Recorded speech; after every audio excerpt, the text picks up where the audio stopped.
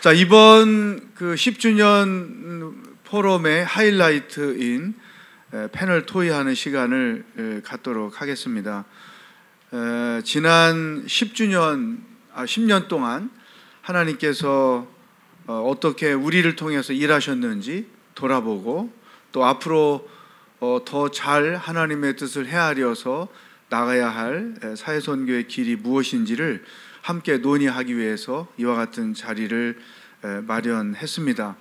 김현주 장로님이 패널을 어떻게 정했냐 농담을 하셨는데, 저는 진담을 하겠습니다. 사회선교 본부가 출범할 때 아주 큰 섬김과 영향을 주셨던 장로님, 또 오랫동안 사회선교의 원주류가 되는 이웃사랑을 섬기고 계신 장로님, 또 사회선교 사회 현장에서 수고하고 계신 선교사님, 또 강의를 들으신 것처럼 제3자의 입장에서 온누리교회 특별히 사회선교를 보고 계신 교수님을 패널 토의자로 초대를 했습니다. 우리 박승일 장로님부터 자기소개 간단히 한번 해주시죠. 앉아서 하셔도 됩니다. 앉아서. 네. 예, 저는 우리 사회선교의 최전선이라고 할 수 있는 이웃사랑을 섬기고 있고요. 제가 여기 나온 것은 우리 사회선교 중에 봉사 부분에 7개 팀이 있어요.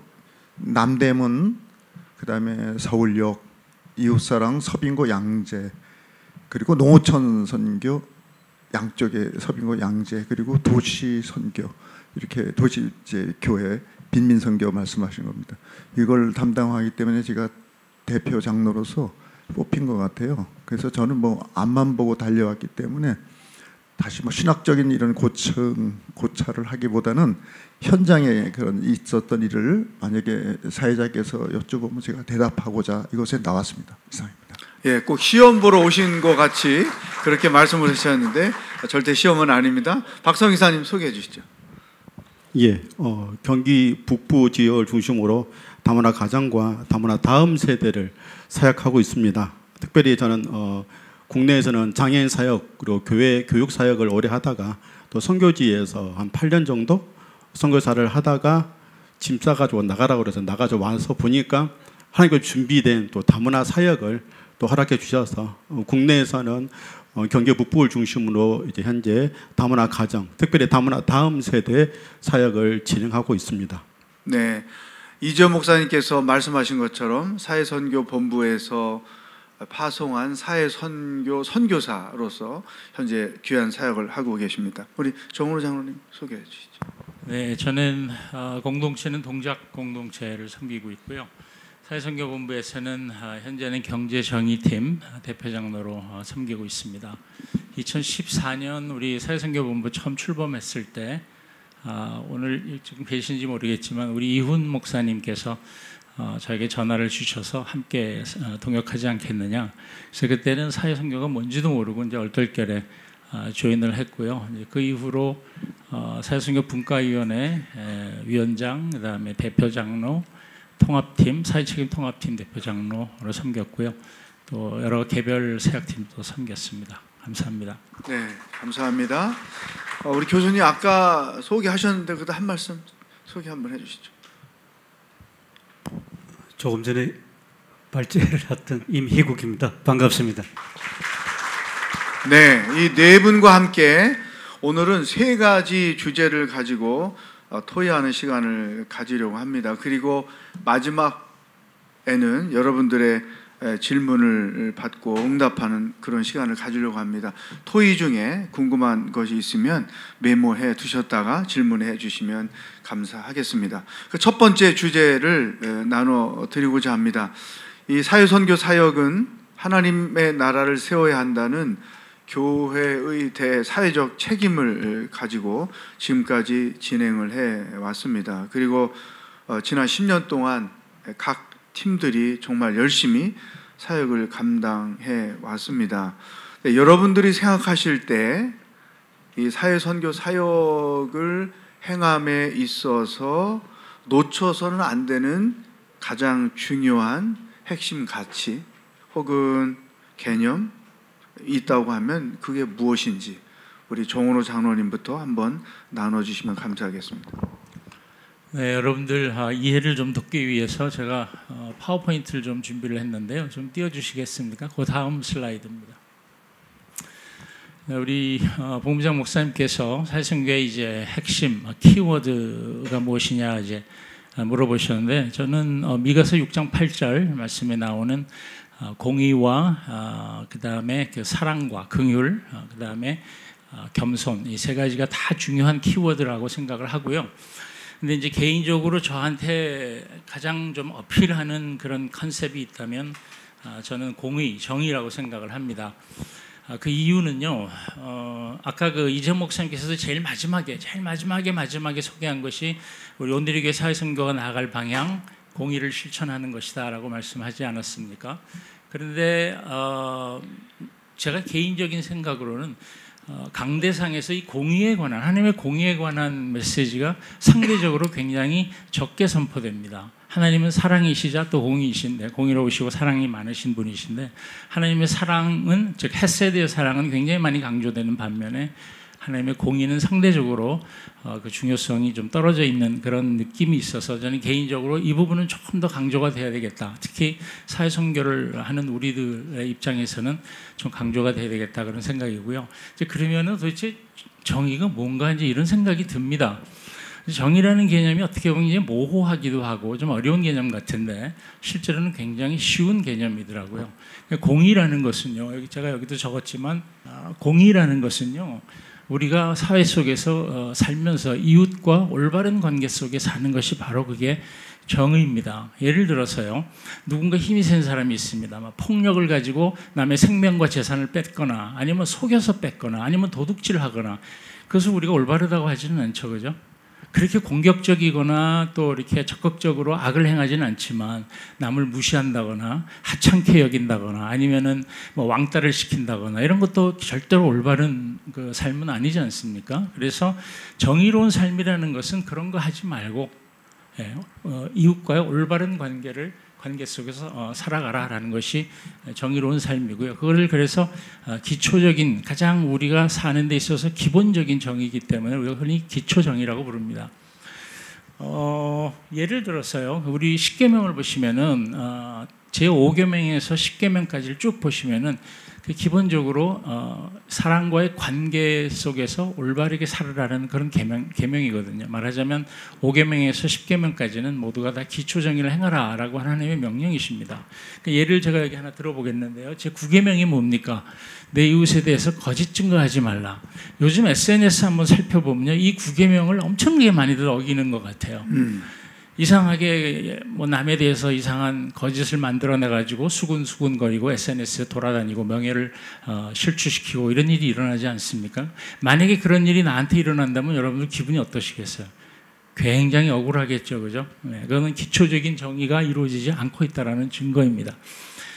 그 다음에 정의의 또 다른 측면이 하나 있는데요, 이제 불의한 일이 일어났습니다. 안 일어나면 좋겠지만, 예를 들어서 불의한 일을 범한 가해자가 있다라고 한다면 찾아내서 마땅한 그 징벌을 해야 되죠, 그죠? 그 다음에 피해를 입은 피해자들에게는 거기에 합당한 보상을 해줘야 됩니다. 이것도 정의에 우리가 무시할 수 없는 또 하나의 부분이거든요. 그 부분은 잘못된 것을 우리가 고쳐야 하는 정의이기 때문에 우리가 흔히 교정정의, 교정해야 한다는 의미에서 교정정의라고 부릅니다. 그래서 정의는 이 두 가지 측면이 있고요. 이 기초정의가 제대로 이루어진다면 교정정의는 필요가 없겠죠. 우리가 다 올바른 관계 속에서만 산다면 잘못하는 사람이 없을 것이고 억울한 사람도 없을 것이고, 그러면 교정할 일이 없잖아요, 그죠? 그래서 가장 바람직한 사회는 기초정의가 정말 강물처럼 흐르는, 그 아모스 선지자가 그런 표현을 쓰지 않았습니까? 정의를 강물처럼 흘려라, 우리 사회에. 기초정의를 강물처럼 흘리면 그러면 이 교정정의는 사실 필요가 없겠죠. 사실 우리 레위기나 신명기를 보시면 수많은 명령들이 나오지 않습니까? 그걸 한마디로 요약하면 기초정의와 교정정의를 행하라는 명령입니다. 그런데 여기서 정의는요, 우리가 추구하는 목적은 아닙니다. 다음 슬라이드부터 갑니다. 정의는 우리가 추구하는 목표는 아닙니다. 그러면 뭘까요? 우리가 추구하는 것은 뭘까요? 샬롬입니다. 평안입니다. 개인적 평안뿐만 아니라 우리 전체 사회가 평안을 누리는 것이 우리의 궁극적 목적이잖아요, 그죠? 그러면 그 평안이 그냥 옵니까? 아닙니다. 우리가 다 기초정의를 지킬 때, 교정정의가 바로 설 때 우리 사회 속에는 샬롬이 임하겠죠. 그죠? 그래서 정의라는 것은 제가 여기도 썼지만요. 샬롬, 특히 사회적 샬롬을 이루기 위한 필요하고도 충분 조건이다. 이렇게 말씀드리고 싶고요. 사실 제가 아주 좋아하는 말씀이 이사야 11장 말씀입니다. 거기 보시면은 이새 뿌리에서 뭐 싹이 나서 이렇게 시작하지 않습니까? 이새 뿌리의 싹은 뭐 예수님이죠. 그러니까 예수님이 공의와 성실로 다스리는 그 하나님 나라에 대한 묘사가 나오는데 여러분 잘 아시죠? 뭐 이리가 뭐 양과 함께 눕고 소가 풀을 뜯고 그죠? 그러니까 하나님의 동산에서 어떠한 생명체도 생명의 위협을 느끼지 않는, 두려움을 느끼지 않는 완벽한 평화가 거기에 묘사되어 있잖아요. 그죠? 자, 그러한 그 완벽한 평화가 오려면 우리는 공의를 행해야 되겠죠. 아주 성실하게 공의를 행하는 것이 선결 조건이라고 저는 생각을 합니다. 한 페이지만 더 보겠습니다. 그런데 우리 흔히 우리 많은 성도들에게 있어서 공의라고 하면은 하나님의 공의 이퀄 예수님의 십자가 이런 경향이 있습니다. 다시 말해서 우리는 십자가를 믿고 의롭다는 그 칭함을 받았지 않습니까? 그러니까 칭의를 받은 이후에 나는 이제 의로워졌으니까 공의에 대해서는 난 더 이상 관심 안 가져도 된다라고 하는 그런 무의식적인 경향성이 있는 것 같아요. 이게 저만의 관찰인지는 모르겠는데 이제 그러다 보니까 아무래도 이 일반 성도님들이 이제 구원받은 이후에 삶이 정의하고는 조금 떨어져 있는, 괴리가 되어 있는 이런 삶을 흔히 사는 것 같습니다. 그래서 제가 개인적으로 정말 바라는 것은 주일날 강대상에서 하나님의 공의가 우리에게 요구하는 것이 뭔지, 우리가 구원받은 이후에 요구되는 삶이 무엇인지 우리 목사님들께서 좀 더 자주 선포해 주셨으면 참 좋겠다라는 것이 개인적인 생각입니다. 이상입니다. 네, 장로님은 사회선교를 행함에 있어서 공의가 아주 중요한 핵심 가치라는 의견을 내주셨습니다. 이웃사랑을 오랫동안 섬겨오신 우리 박 장로님은 어떤 생각을 갖고 계신가요? 네, 저희들 오늘이 이제 사회선교 창립 10주년이잖아요. 근데 저희들이 간과하고 있는 사항이 하나 있는데, 저희들이 이제 지방이나 시골이나 어디 무슨 사역을 하든지 뭘 하면은 만나는 분들이 온누리교회 장로답다, 온누리교회 집사답다, 온누리교회 성도답다 이런 평판을 받습니다. 이것이 왜 그런가 보면 저희들이 잘해서 그런 게 아니고 10년 동안에 우리의 선배들 혹은 40년 전에 우리 교회의 이름으로 그렇게 사역했던 봉사자들이 헌신과 기도가 있었기 때문에 우리가 그런 대접을 받는다라고 생각을 합니다. 그래서 그분들, 그리고 목사님들도 마찬가지 아닙니까? 온누리교회 목사님이 청빙 1순위라고 들었는데 그 공 또한 온누리교회에서 수많은 사역과 수많은 고난을 이긴 그 땀과 피의 기도의 덕분이라고 생각해서 박수 받을 분들은 그분이라고 생각합니다. 그래서 저희들이 이웃사랑을 나갈 때는 두 가지 목적을 갖고 있습니다. 첫 번째는 말씀을 실천한다라는 각오가 있어요. 아까 정은호 장로님이 말씀하셨지만 우리 사실 그렇잖아요. 수많은 말씀이 성서에 나오는데 그 말씀들 수억 가지 말씀들을 쪼리고 약탕기에 넣으면 남는 게 뭐냐 그러면 결국은 하나님 사랑, 이웃 사랑 요것으로 남는다고 그래요. 그러면 그리고 실제로 레위기, 마태복음, 로마서 수많은 말씀이 중에 보면 이웃에 대한 사랑에 대한 말씀은 수도 없습니다. 10계명 중에서도 하나님 사랑은 4개 계명이고요. 이웃 사랑은 6개 계명으로 한 것도 아시지 않습니까? 그래서 저희들이 실제로 노숙자 혹은 남대문 서울역 쪽방촌 혹은 우리 독거노인들을 방문할 때 보면 첫 번째가 내 이웃을 내 몸과 같이 사랑하라. 이런 것은 예수님의 가르침을 세상에 실천해서 하나님 나라를 이 땅에 완성시키겠다는 도전에 대한 그런 말씀을 실천하는 것이고요. 두 번째는 야고보서 2장 말씀에 보면 행함이 없는 믿음은 죽은 것이다라고 우리에게 경고합니다. 그건 뭐냐면 행하지 않으면 너희들이 믿음이 없는 것이다라고 하는 것이 아니고 우리가 구원받은 자라면 행하지 않고서는 너희가 배기질 못한다. 선한 행실과 증인의 삶을 드러내는 삶을 살지 않겠는가 하는 그런 믿음 생활의 도전을 극복하는 것이 우리의 이웃사랑, 즉 사회선교의 핵심 개념이다 이렇게 생각합니다. 즉 이 사회선교의 사역은 해도 그만 안 해도 그만인 게 아니고 반드시 해야만 사역이다 이렇게 생각합니다. 이상입니다. 네네.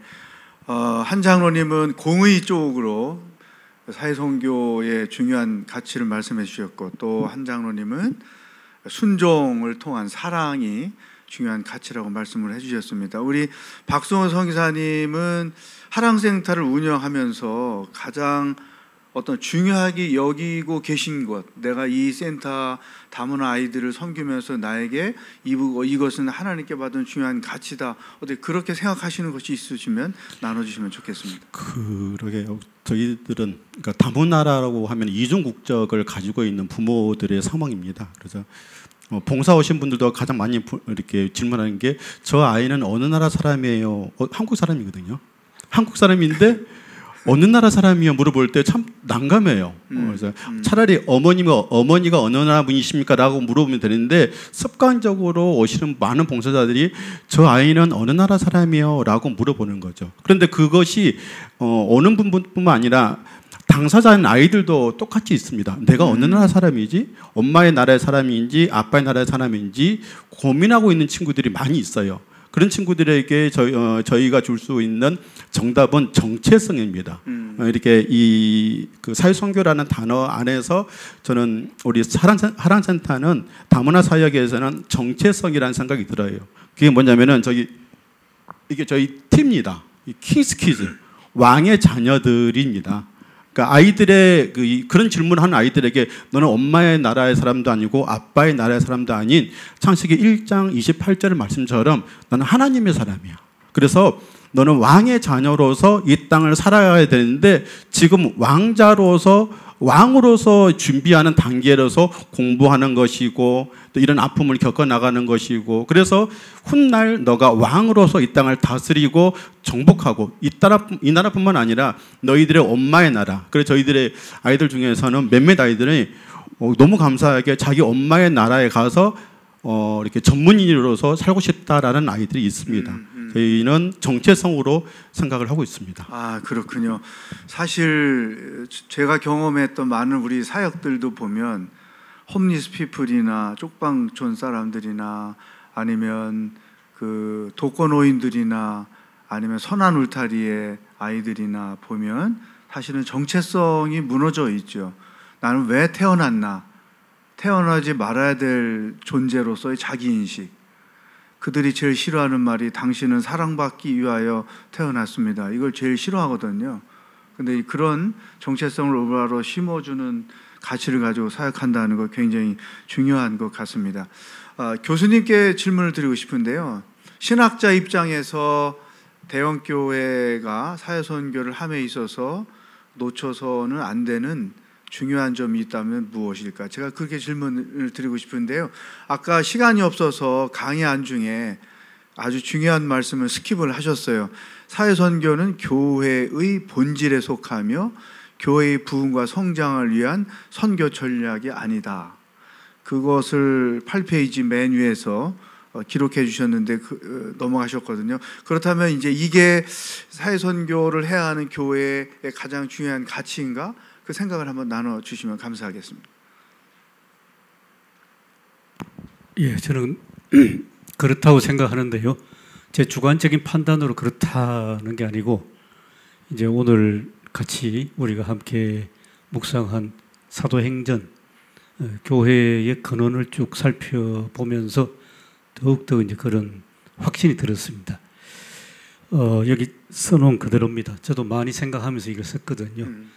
그 사회 선교는 뭐 해도 좋고 안 해도 그만인, 이제 그 말은 뭐냐면 한국 교회가 지금까지는 보면 상당 부분 양적인 성장을 추구하면서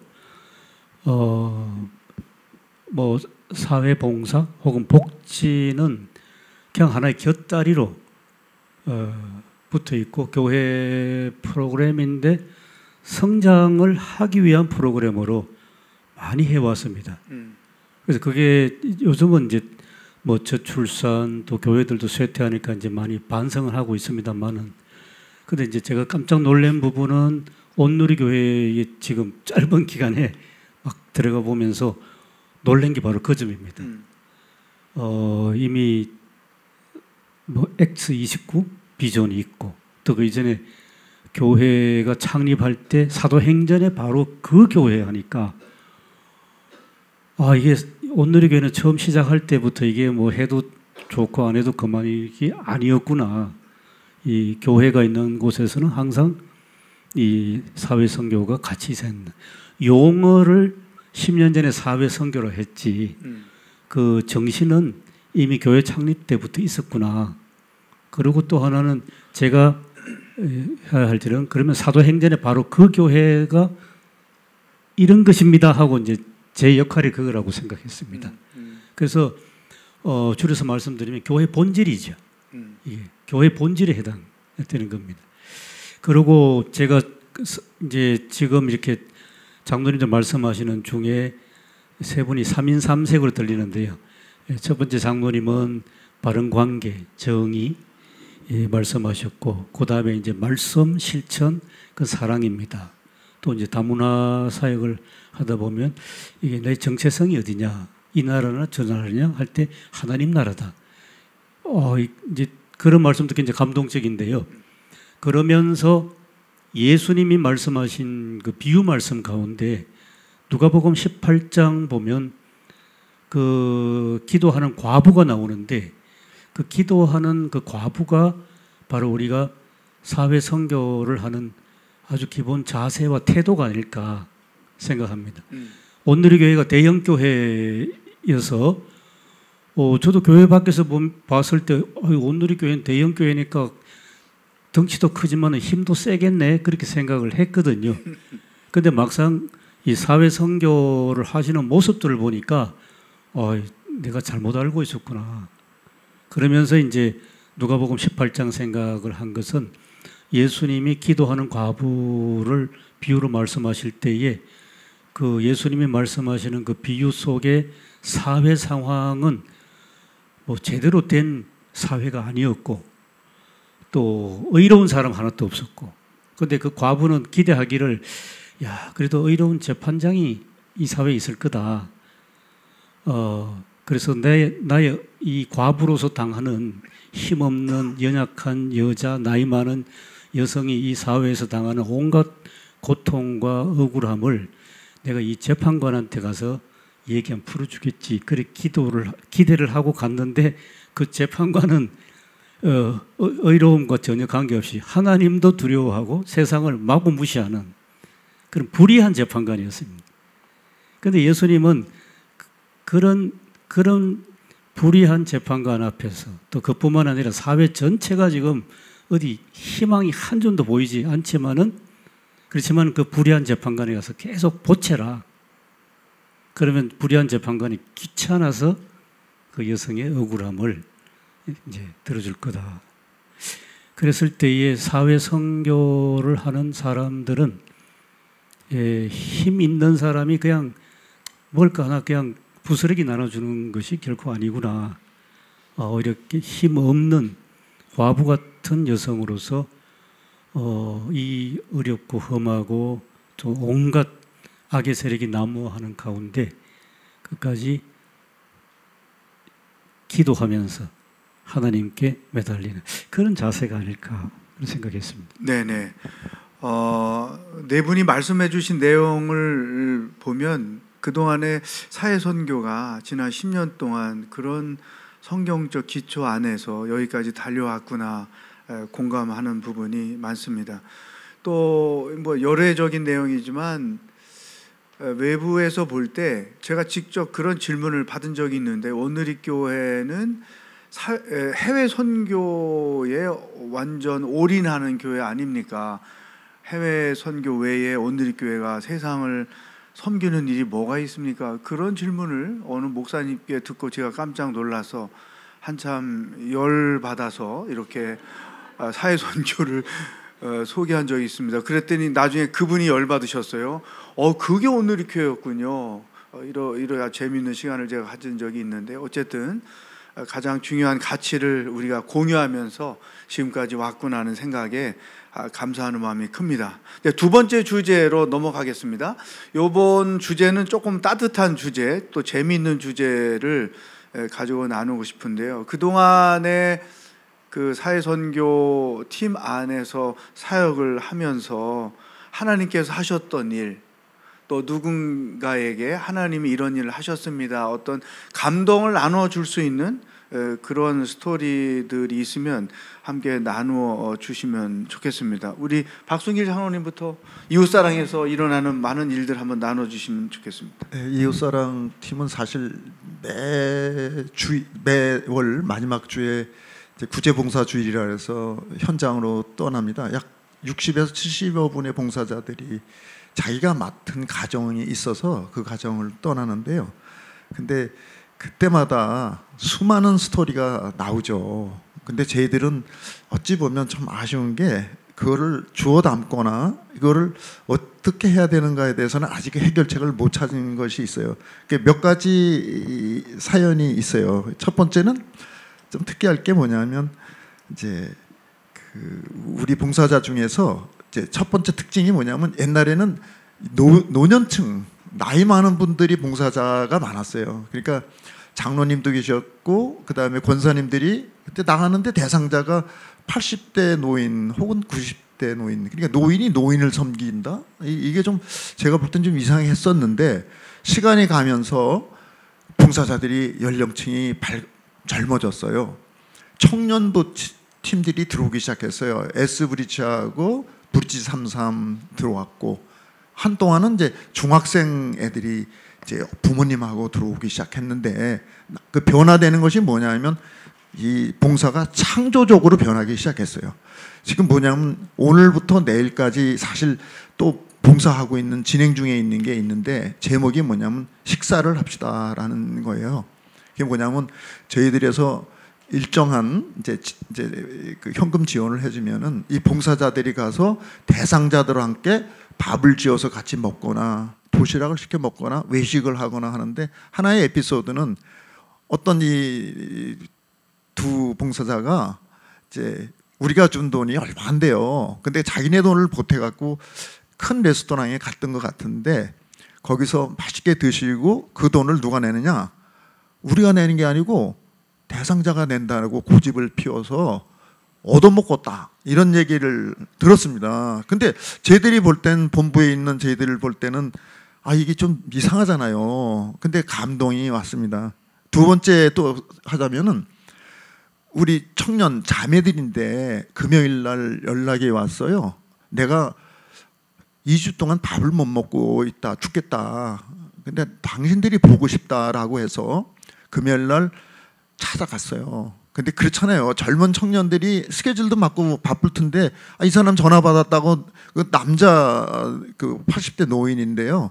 그 사람 찾아가서 갈 일이 뭐 있겠습니까? 근데 어떤 부르심을 받았는지 찾아뵙고 같이 얘기를 하다 보니까 밥을 못 드셨다 해서 죽도 써드리고 3시간 동안 대화를 하고, 그런데 이제 이틀 있다가 주일이면은 구제봉사주일이라고 또 올게요 했는데, 그때 갔을 때 문을 안 열었다는 거죠. 가니까 돌아가신 거죠.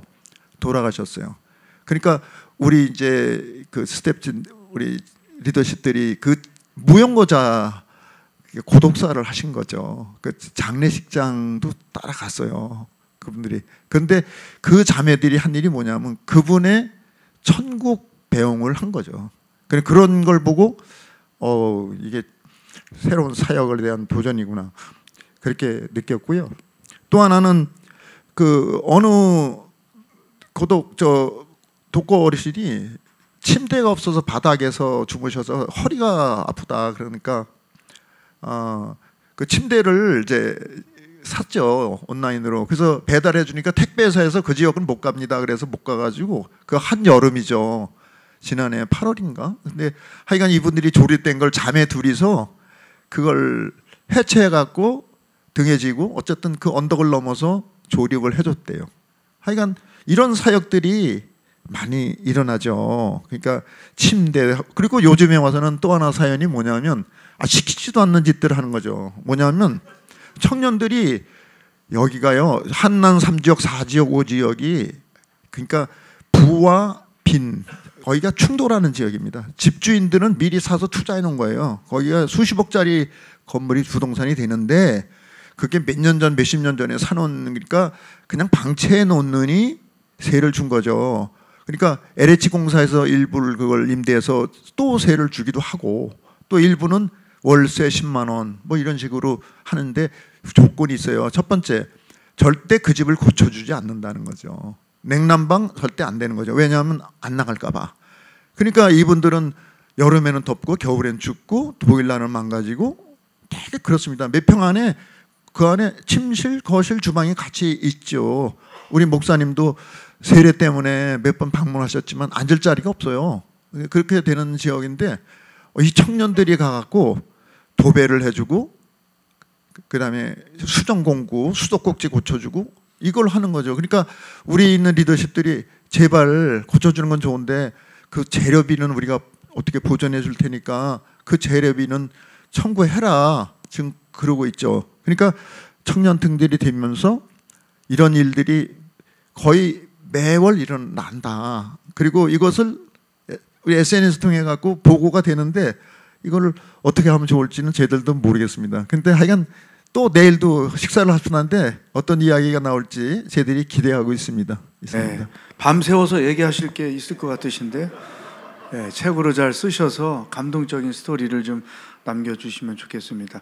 우리 박성호 선교사님은 제가 듣기로 정말 많은 좋은 소식들이 있는데 한두 가지 특별한 거 좀 나눠주시면 좋겠습니다.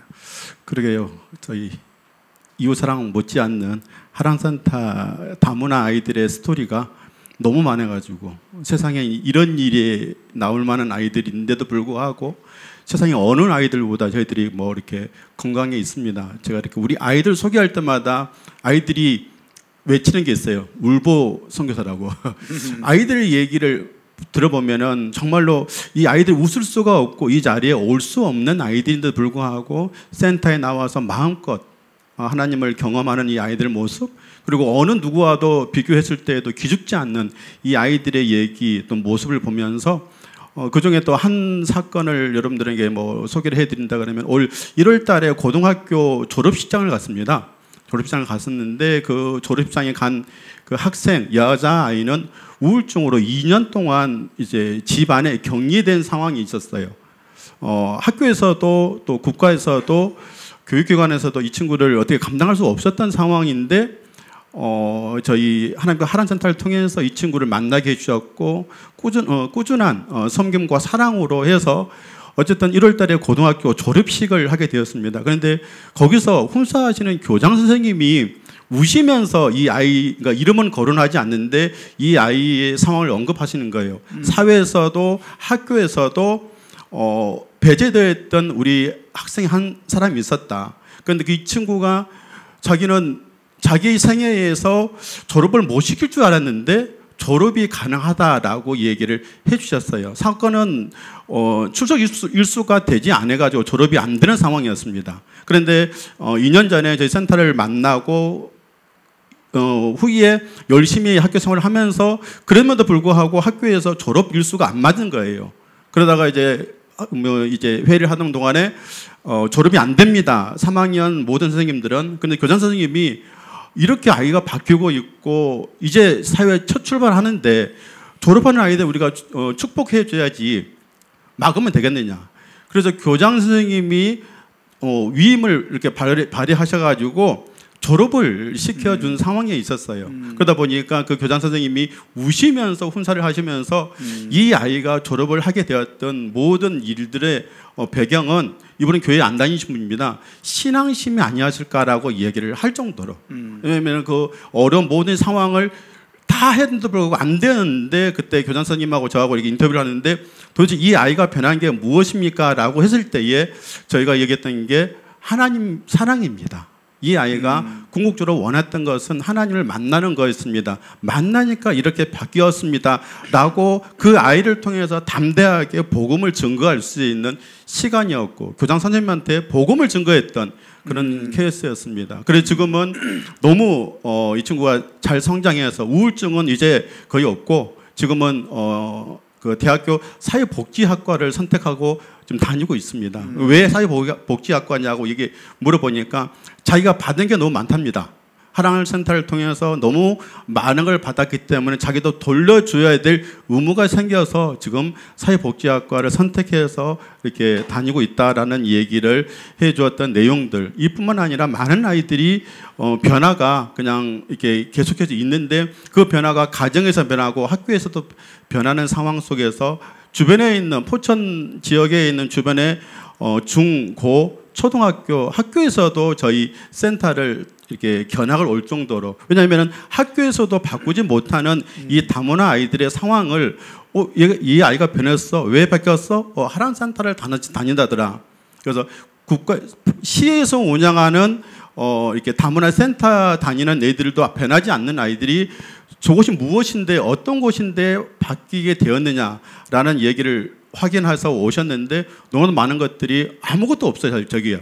프로그램도 없고 아무것도 없는데 불구하고 이 아이들의 이곳에서 와서 도피성처럼 이 아이들을 믿어주고 기다려주고 그 아이들의 이야기를 들어주면서 아이들의 바뀌는 모습을 보게 되었습니다. 지금은 포천시 교육청에서도 인정하는 사설기관, 시에서도 운영하는 곳에 안 보내는 저희 사설기관으로 해서 교사들, 그다음 또 시에서 방문해서 좋은 본보기로 사역을 하고 있습니다.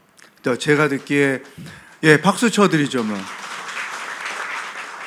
제가 듣기에 담당 교육장이 전주를 가면서 새로운 분에게 하랑센터를 꼭 가봐야 된다, 인수인계를 해주었다는 얘기를 몇 달 전에 들었습니다. 해외 선교, 이천 선교팀에 안산 M센터가 있다고 하면 사회 선교에는 포천에 하랑센터가 있습니다. 가끔 가보는데 제가 느끼기에 아이들이 굉장히 밝아요. 그게 굉장히 인상적이었고, 또 아이들이 이 워십 댄스를 정말 잘합니다. 그래서 아마 오늘도 내일도 가든에서 아이들이 퍼포먼스를 좀 할 거고요. 또 긴급하게 차세대 그 본부장님, 목사님께 압력을 넣어서 내일 아이들이 예배하러 오는데 그 예배 차세대에서 워십 댄스를 좀 할 수 있도록 시간을 달라 그랬더니 문자로 허락을 하겠다고 와서 아마 아이들이 내일 그렇게 또 워십을 할 거고요. 어쨌든 그 저희가 기대하기는 제2, 제3의 하랑센터가 다문화 가족이 있는 곳에 계속 열려져서 하나님이 그 아이들을 통해서 역으로 선교사로 자기 어머니의 나라에 보내서 선한 영향을 끼치는, 거기까지 저는 그림을 그리고 기도를 하고 있습니다. 아주 좋은 감동, 이거 말고도 굉장히 많아요. 근데 이제 시간상 한 가지만 얘기해 주셨습니다. 정은호 장로님은 경제정의, 사실은 온누리교회 안에만 있는 유니크한 사역이거든요. 119 부채 탈출. 그동안에 섬기시면서 또 경험한 그 감동 있는 이야기 한번 나눠주시면 감사하겠습니다. 네, 부채 탈출 119는 2016년에 저희가 처음 시작한 프로그램인데요. 이 슬라이드 좀 띄워주시겠습니까? 네, 네. 저희가 저 사역을 시작하게 된 배경은 그 송파 세모녀 사건 기억나시죠? 네, 그 사건도 동기가 됐고, 또 그 당시에 과중한 빚 문제로 자살하는 청년들이 있고, 이런 것들이 이제 뉴스에 나오던 때였거든요. 이제 그런 것들이 이제 동기가 되어서 시작한 그 부채 상담 프로그램입니다. 그래서 여기 보시면은 일단 뭐 부채가 너무 많아지면은 이런 정상적인 생활이 불가능합니다. 일단 빚독촉 뿐만 아니라 뭐 일을 하고 있어도 월급 날만 되면은 뭐 전부 이자로 이제 월급이 다 나가야 되니까 굉장히 이제 정상적인 생활이 이제 불가능한 사람들인데, 이제 이분들에게 법률적 또 영적 경제적 도움을 주는 상담 프로그램이고요. 그래서 이제 상담 이후에 혹은 워크아웃이라든지 개인 회생이라든지 아니면 파산이라든지 이런 것들이 필요하면 이제 이런 진행을 도와주고요. 그다음에 이제 이분들이 심지어는 그런 파산 신청을 하려면 이제 법률 비용이 좀 듭니다. 그래도 몇백만 원이 들더라고요. 이런 돈이 없기 때문에 이제 그런 법률 비용, 그다음에 긴급한 생계비, 당장 지금 뭐 이 월세를 못 내서 나가게 생겼다 그러면 저희가 도와줘야 되잖아요. 그다음에 몸이 아프다 그러면 이제 치료비, 이제 이런 것들 명목으로 이제 돈을 무이자로 대출해 줍니다. 그냥 주는 건 아니고요. 이제 그런 프로그램을 하는 것이 부채탈출 119고요. 이 부채탈출 119의 성경적인 근거는 신명기 15장에 나옵니다. 보시면은 매 7년마다 빚을 탕감해 주라라는 명령이 거기에 나오는데요. 가난한 이웃에게 돈을 빌려줄 때 당연히 이자는 받아서는 안 되고요.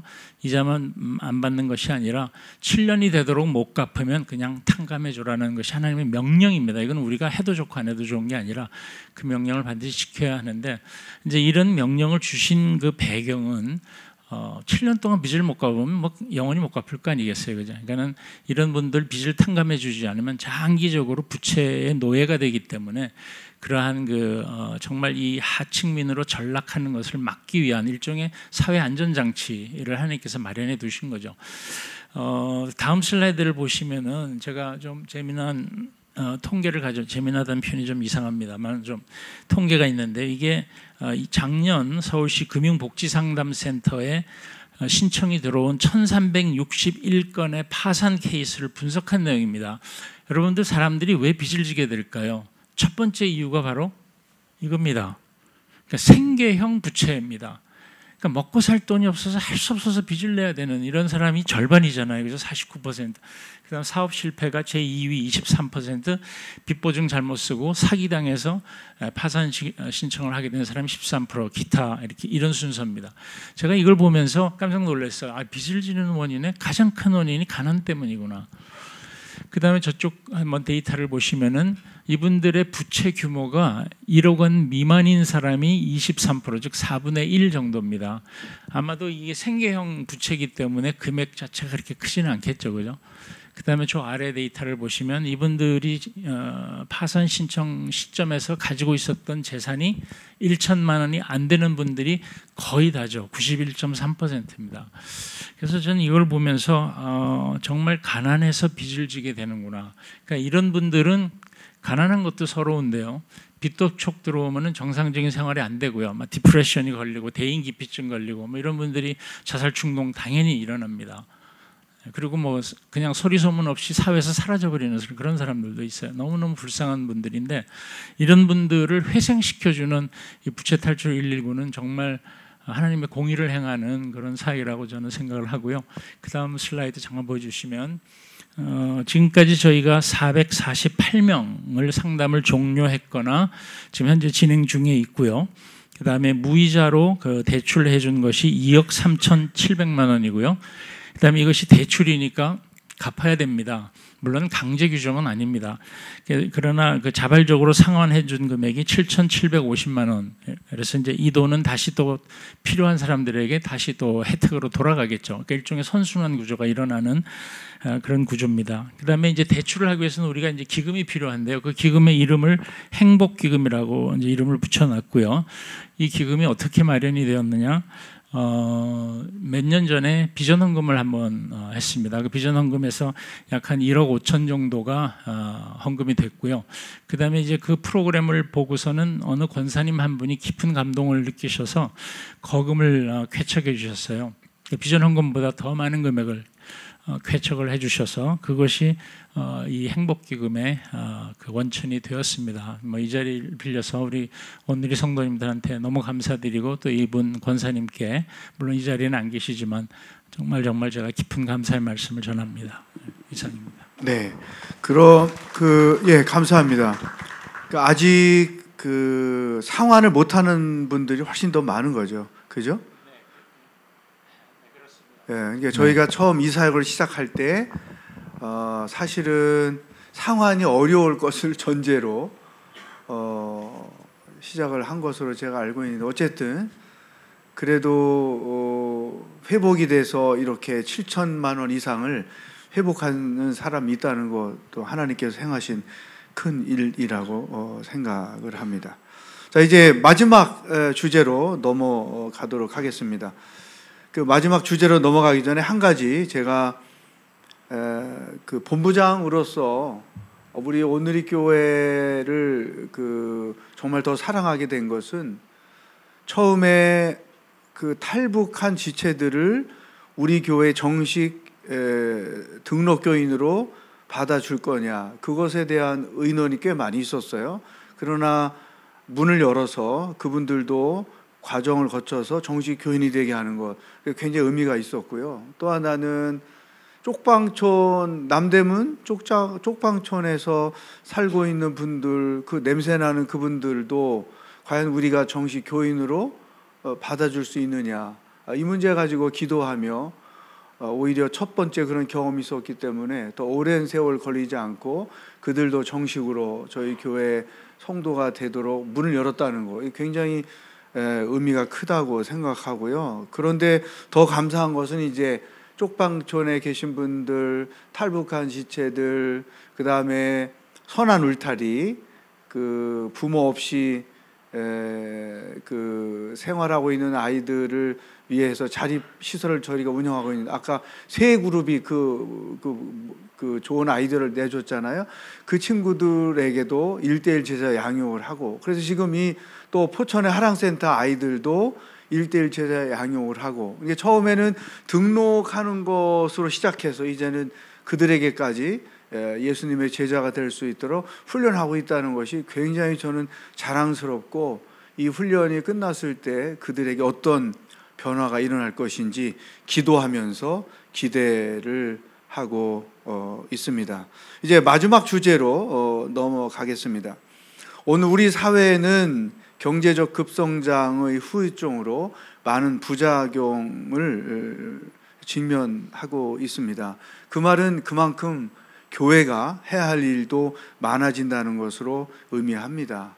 여러분께서 생각하실 때 앞으로 사회선교 본부가 반드시 했으면 좋겠다라고 생각하시는 또 다른 사역, 또 제안, 그런 것이 있으면 어떤 것이 있을지 한번 제안을 해 주시면 감사하겠습니다. 우리 박승일 장로님부터 간단하게 말씀을 해주시면 좋겠습니다. 네, 오늘 교회가 이제 미래 해야 될 그 비전과 혹은 무슨 사회선교를, 어떤 사역을 할 것인가에 대해서 고민을 했는데, 여러분들 중에서 우리나라 현재 1인 가구가 얼마나 될까 이렇게 한번 여쭤보고 싶은데요. 답을 말씀드리면은 1000만 가구를 돌파했다고 공식적으로 통계청에서 나왔어요. 2300만 토탈 가구 수 중에서 1000만 가구가 넘는 가구가 1인 가구인데 문제점이 있는 거죠. 거기에 60대가 1이고 30대가 2이고 그다음에 50대가 3위로 쭉 갑니다. 그 이유들은 여러 가지죠. 직장 문제, 학원 문제도 있겠지만 그 안에 문제점이 뭐냐면 이혼, 사별, 별거 이런 쪽으로 된 사유가 많은데, 그동안 이제 경기도 인천 지역에서 한번 의식 조사를 했는데 당신들이 가장 큰 문제점 중에서 느끼는 게 뭐냐면 생활고가 있고, 두 번째가 오늘 자살 충동이라고 해요. 그래서 거기에 대한 사역을 오늘의 교회도 앞으로 해결해야 될 사역 중에 하나구나 하고 고민을 하던 차에 해결책이 좀 나왔어요. 왜냐하면 오늘 청년들이 대학 청년 사회선교 아이디어 공모전에 제가 이렇게 셌어요. 그랬더니 4가지가 똑같은 고민을 하는 거예요. 이 청년들이 그 안에 보면 아까 보면은 고립 청년들, 자살 충동 방지 예표, 그다음에 뭐 정신병원 어떻게 해결해야 될까, 이런 것들이 여기에 관련돼 있는 주제인 것 같아요. 그래서 이것도 사회선교가 나아갈 앞으로의 사역 중에 하나다. 근데 그 해결책은 대학 청년들한테 물으면 되겠네, 이런 생각을 했어요. 두 번째가 뭐냐면요, 미8군이 우리 커뮤니티에서 이제 평택으로 갔어요. 근데 그 문제가 뭐냐면 그 빈자리에 외국인들이 들어오기 시작해갖고 엄청나게 쌓여 있어요. 그걸 왜 제가 아냐면, 노동자들죠? 이주 노동자들. 근데 거기에 이주 노동자가 아니고 그들 중에는 좀 특별한 사람들이 오기 시작했어요. 뭐냐면 첫 번째, 그 아까 선교사님 말씀하셨지만 좀 인종에 대한 문제를 제가 거론할 것 같아요. 제일 많은 분들이 유색 인종이 많아요. 그다음에 종교도 무슬림들이 많아요. 그러면 그들은 가족들이 많아요. 그러면 거기에 그 쪽방 1인 가구 이런 데에 많이 차여져 있는 거죠. 그들 그 빈자리에. 그럼 그 사람들에 대한 것은 몰라요. 난민인지 뭐 정식으로 이주 노동자 허가를 받고 비자 받고 온 사람들인지 모르는데 제가 볼 땐 절반 정도는 아닌 것 같아요. 불법 이주민들인 것 같은데 그걸 어떻게 아냐 그랬더니 그 동네에 보강동이라든가 이태원동이라든가 이런데 서빙고동 가면은 동네 마트가 있어요. 마트에 보면은 캐시어가 돼 있어요. 캐시어한테 물어보면 답이 나와요. 그 사람들이 거기서 쇼핑을 하는데 얼마나 열악한지 경제적으로 얼마나 열악한지 제대로 쇼핑도 못 한다는 거죠. 애들도 쭉 들고 옆에 그 있잖아요. 히잡들 쓰고 때로는 히잡이 아니고 전체 전신을 검은 거로 뒤집어 쓴 그런 분들도 오는데 이분들은 어떻게 할 건가? 근데 이제 아까 이재호 목사님 설교에서 답을 좀 주신 것 같아요. 왜냐하면 그들도 우리나라에 그 온 외국인들이 약 250만 명이 정식으로 통계가 잡혀 있는데 그 외에 50만 명은 불법 이주민 300만 정도가 있다 이렇게 추정을 합니다. 우리 선교사님도 이제 답을 주실 것 같아요. 이 디아스포라가 즉 빈민층들이 우리한테 다가왔는데 선교의 대상이 아닌가. 그래서 제 생각은 우리가 독거 어르신들 받고 소년소녀 가장도 대상자들 포함 이들을 포함시켜야 되는 것이 아닌가라는 사역을 앞으로 해야 될 것이 아닌가라는 생각을 합니다. 이 두 가지만 말씀드릴게요. 네, 이주 노동자들 가정을 방문하는 사역. 이태원, 보광동 이쪽 인근에 많은 분들이 있는데 좋은 제안이죠. 예, 제가 메모했습니다. 그 다음에 우리 박성규 사님은 어떤 제안을 좀 하고 싶어요?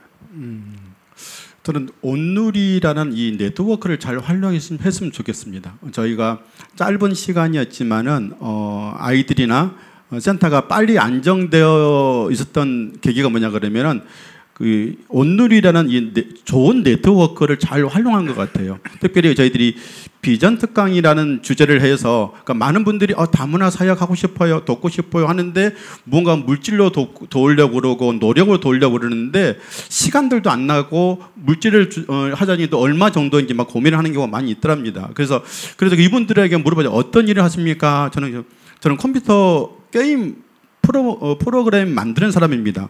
그러면은 일주일에 한 달에 한 번 오셔서 저희들한테 특강 한번 해주십시오 라고 해서 비전 특강을 하기 시작해가지고 한 달에 한 번씩 여러 전문인들이 와서 이렇게 비전 특강을 하게 됩니다. 그래서 거기는 미용사도 계시고 또 비행기 승무원도 계시고 또 저희는 일동제약 사장님도 오셔서 비전 특강을 해주셨습니다. 그러니까 꼭 뭔가 이름이 있고 저명이 있는 것이 아니라 우리 아이들이 원하는 직종들이 있어요.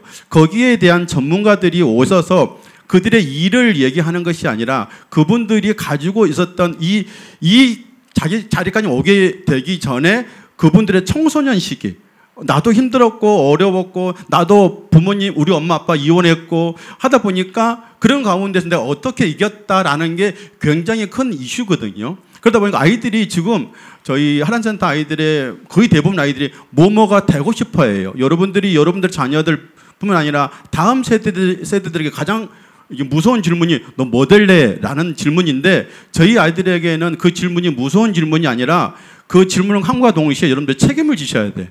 그럴 정도로 꿈을 가지게 됐다는 것입니다. 그래서 저는 사회선교 쪽에서 그냥 이게 단독적으로만 서 있지 마시고 저희들도 아까 이게 부스를 운영하면서 우리 아이들과 함께 한번 그 부스를 한번 싹 돌았거든요. 우리 사회선교부는 이러이러한 일들을 하고 있어. 그러니까 거기서 뭐 입양이라든가 또 이런 것들 보면서 애들이 이제 우리 하랑센터만 다문화 아이들만 하러 끝난 게 아니라 이 여러 개의 사회선교부가 이런 일을 하고 있어. 그런데 아까 한 친구가 뭐라면은 그 선교사님 저도 저런 일을 하고 싶어요. 라는 그런 대답을 하게 되더라고요. 그래서 저는 이 온누리 교회에 있는 뭐 좋은 네트워크를 좀 잘 사회선교부가 각 지체들이 잘 활용했으면 좋겠다라는 생각이 들고 두 번째는 뭐냐면은 선교사 출신이라서 그런지 몰라도 제 눈에는 보이는 게 사회선교는 구제라는 단어가 좀 강하게 보이고 M센터는 선교라는 단어가 좀 강하게 보이더라고요. 그게 왜일까? 저희들 분명히 사회 선교라는 단어가 있는데도 불구하고 왜 우리는 구제가 강하게 보일까라고 했는데 그 구제가 뭐냐면은 이 사회 선교에 동참하는 사역자들 꼭 뭐 선교사뿐만 아니라 전문 사역자들이 좀 더 이 일에 헌신되었으면 좋겠다는 생각이 든다는 것이죠. 하란센터가 가장 크게 변했던 이유 중에 뭐냐 그러면은요, 하란센터는 월요일부터 주일까지 풀 24시간 대기입니다. 아이들도 마찬가지고 애들이 필요하면 새벽 2시, 3시에도 애들이 전화를 주면은 새벽에 또 달려 나갈 정도로 준비되어 있다 보니까 선생님들도 마찬가지입니다. 사역자뿐만 아니라 선생님들이 대부분 다 그 사역자의 마인드가 있어요. 그래서 저희 하란센터가 좀 성장하고 있는 가장 큰 이렇게 방향은 뭐냐면은 저희들의 어떤 한두 사람이 아니라 요셉 공동체라는 가장 큰 또 교사들이 역할을 많이 해주고 있어요. 그러니까 교회 안에 있는 공동체를 잘 활용하고 있고 교회 안에 있는 전문인들을 잘 활용하고 있는 부분이 아닐까 합니다. 그래서 좀 더 저희들도 마찬가지지만 다른 기관들도 좀 그렇게 활용하시면은 구태여 외부에다가도 손을 더 벌리지 않아도 저희 안에 자급자족이 되더라라는 것입니다. 네, 이미 갖추어진 교회 내에 인프라를 각 사역팀마다 훨씬 더 활용을 해서 효과적인 사역을 해나가자 아주 좋은 제안을 해주셨습니다. 정은호 장로님 한 말씀.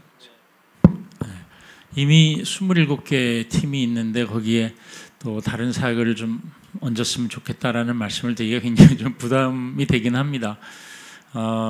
저는 이제 기존에 있는 그 생명과 환경 사역팀을 조금 더 확장하는 그런 사역을 좀 했으면 좋겠다라는 생각이고요. 제가 여기 슬라이드에서 제가 썼지만 환경 사역은 요즘은 이걸 창조세계 돌봄이라는 이름으로 많이 바꿔서 씁니다. 뭐 영어로는 크리에이션 케어 이거를 이제 우리말로 바꿨는데요.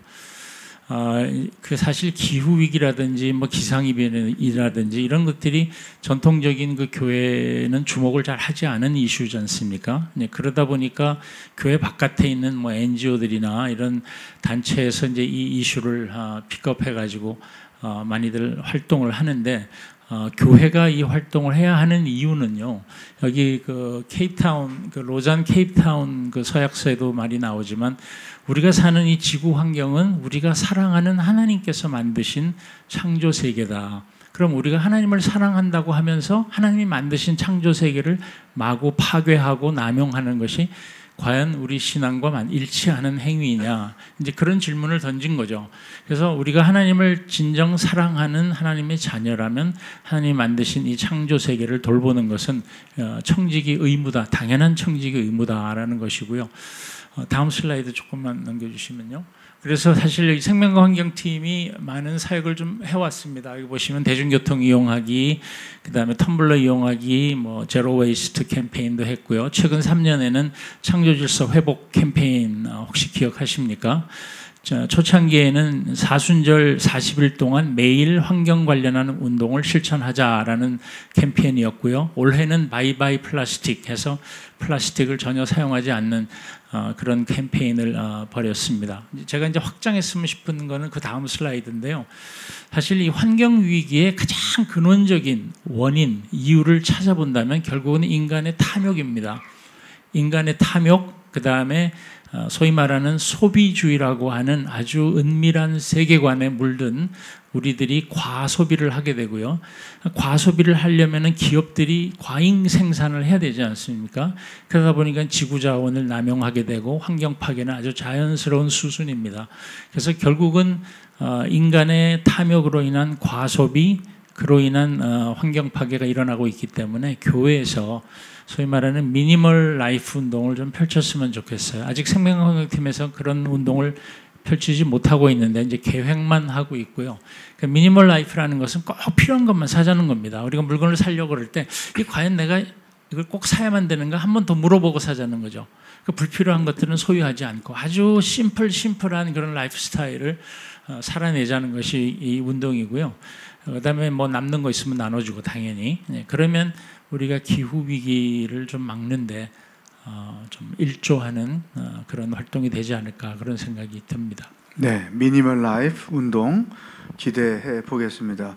제가 한국에 와서 제일 많이 느꼈던 것이 물건을 안 사고는 살기가 어려운 나라구나 느꼈어요. 텔레비전을 볼 때 보면 채널 하나 넘기면 쇼핑 채널이잖아요. 그걸 거쳐가야 내가 원하는 채널을 보게 되는데 이런 인터넷 쇼핑이 과소비를 부추기고 그 과소비가 결국은 지구 환경에 이런 악영향을 끼치고 있구나 그런 생각을 해봤습니다.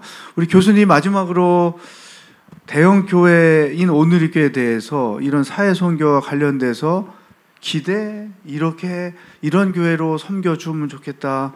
한번 기대 한 말씀 해주시면 감사하겠습니다. 예, 오늘 굉장히 짧은 시간인데 감동을 많이 받았습니다. 온누리 교회의 역시 온누리 교회의 이 그 규모답게 다양성, 또 역동성, 그리고 창의성, 이 사회 선교 부분 이 부분에 국한됩니다만은 정말 큰 경험을 했습니다.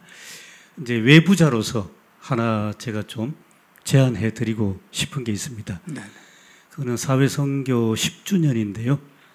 제가 역사를 전공하기 때문에 이런 말씀드리는데 아카이브 혹시 생각할 해온지 모르겠습니다. 아카이브. 아까 보니까 하나하나 지금 하시던 그런 일들 다 스토리로 남지 않습니까? 그거를 이제 기록으로 남겨서 뭐 문서 기록도 되고 영상 기록도 되고 그래서 그걸 한 곳에 이제 모으는 작업.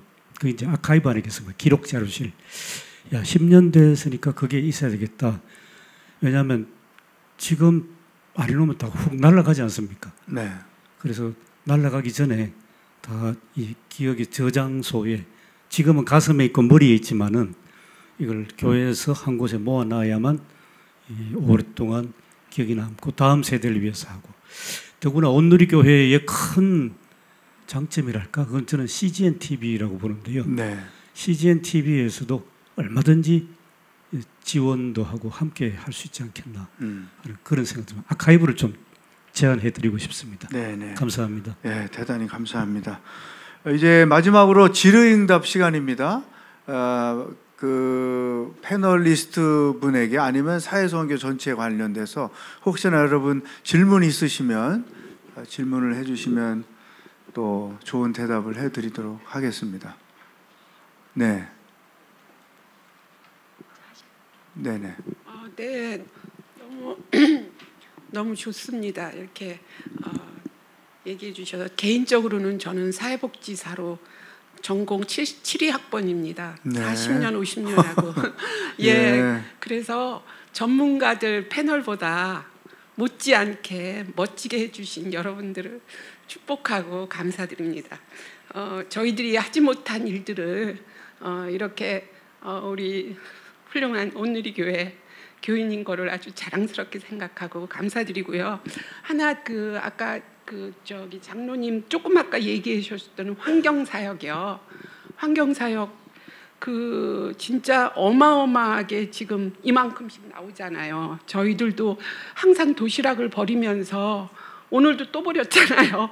오늘은 좀 조금이긴 한데 플라스틱이랑 뭐랑 어마어마하게 한 둥치씩 예배 드릴 때마다 나가는데 운동하신 거 알아요. 이거 갖고 오라고 텀블러 갖고 오라 그래서 갖고 갔는데 작은 실천을 좀 부탁드렸는데 여기 우리 카페에 이미 사람이 주문을 안 하고 이게 다 찍어야 되지 않습니까? 그래서 텀블러를 가져갔는데 이미 번호표 나오면 이 컵으로 그냥 나와버려요. 나 이거 갖고 왔어요 그랬더니 진작에 얘기하죠. 얘기할 수 없는 시스템으로 돌아가고 있어요. 네네. 그렇죠. 네. 그래서 속상해하면서 그 다음서부터는 갖고 가봐야 소용이 없구나. 나 혼자서 어떻게 하나 그러는데 마침 이 말씀을 해주셔서 부탁드립니다. 우리 이거 해야 된다고 보고요. 그리고 네네. 도시락 이런 것도 너무너무 많이 나오는데 도시락 줄 수 있는 방법으로 그거 아니면 우리 안 산다 이런 운동을 좀 벌였으면 좋겠습니다. 네. 감사합니다. 제가 예 감사합니다. 그거는 제가 그 카페에다 다시 재단에 말씀을 드려가지고 텀블러를 마음껏 활용할 수 있도록 그렇게 하겠고요. 또 생명호 환경팀에서 우리 권사님 말씀하신 것과 같은 플라스틱 일회용 이런 거는 지속적으로 운동을 해야 되지 않을까? 그것도 생명 환경팀에서 한번 고려해 주시면 감사하겠습니다. 또 뒤에 질문. 네, 저는 이제 양재 서초비 공동체에서 일다락방 일사역을 좀 담당을 하고 있으면서 이쪽 분야에서 좀 일을 했어가지고 양재 이웃사랑팀에서 일하기 시작한 지는 얼마 안 됐습니다. 근데 양재 그리고 이제 7시 예배를 섬기고 있는데 그러면서 보니까 예배 구조가 2시까지는 이제 성인 예배고 그다음에 대학 청년부 예배고 이제 새신자 예배이다 보니까 이게 일반 성도들이나 교회를 잘 모르시는 분들은 이 구조가 서로 다른 거를 잘 모르시는 것 같아요.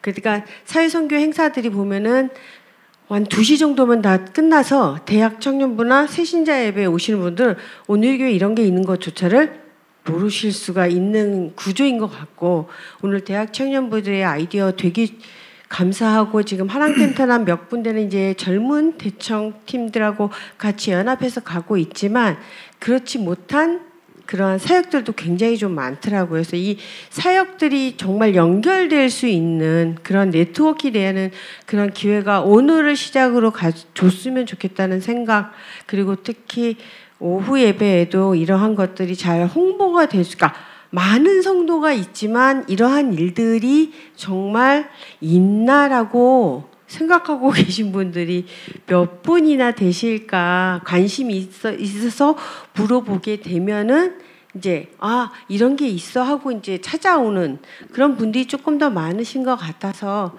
잘 홍보가 좀 돼서 앞으로는 정말 예배만 오는 교회가 아니고 뭔가 선한 일을 할 수 있는 그러한 교회로 갈 수 있게끔 뭔가 구조가 더 만들어졌으면 좋겠고 앞에 지금 권사님이 말씀하셨듯이 양재에는 카페가 2군데 있는데 한 군데는 앞에 가서 주문하기 때문에 텀블러를 얘기하기가 좀 더 쉬운데 원형 카페는 주문할 때 텀블러 신청하는 게 첫 번째 화면인가 두 번째 화면인데 밑에 아주 조그맣게 있어가지고요.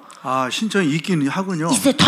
개인 컵이 있는데 그게 굉장히 앞에 있어가지고 한 번은 제가 눌렀는데 그 다음번에 어디서 누르는지 몰라갖고 그냥 컵으로 받았거든요. 했더니 앞쪽에 있다라고 하시더라고요. 그게 아주 작은 글씨였고 좀 잘 안 보여서 이제는 신경 쓰고 해요. 근데 그 앞에 딱 있습니다. 일회용 컵이 뭐 몇만 개가 쓰여지고 있습니다라는 부터는 있는데 그 키오스크에서는 텀블러 찾는 게 너무 밑에 있어가지고 신경 쓰지 않으면은 잘 텀블러를 갖고 와도 신청하기가 좀 힘들겠어. 그러니까 그런 부분들이 어떻게 보면은 사회선교에서 그 교회 곳곳에 이걸 어떻게 실천할지를 서로 한번 모니터링하는 그런 계기가 됐으면 더 좋을 것 같습니다. 노력하겠습니다.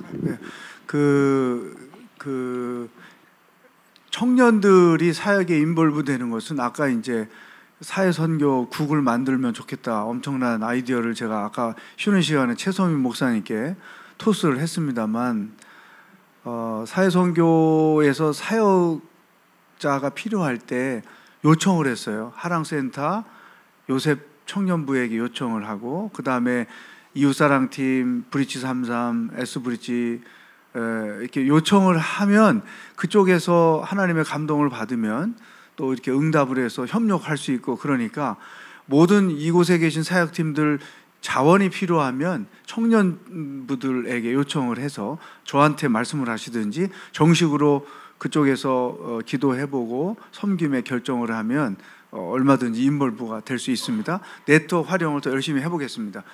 질문. 안녕하십니까.